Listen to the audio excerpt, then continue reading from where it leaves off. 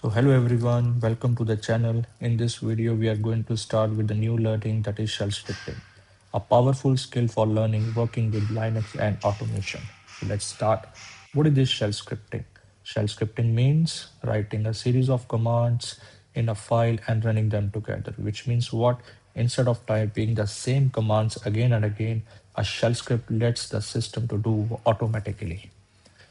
The next why we are going to learn this shell scripting we are going to learn we are having multiple reasons: automate your repetitive tasks, save your time and reduce the errors, manage the file and directories easily, work faster on the Linux system. It is widely used in system administration, DevOps, and cloud environment.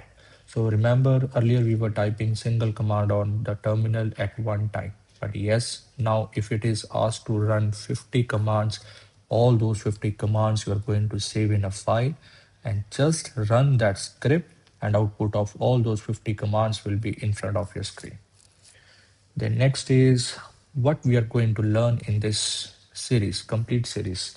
In this, we are going to learn about all the shell script basics, variables, user input, then if-else conditions, then loop is there, array is there, and then last we are going to discuss about the functions.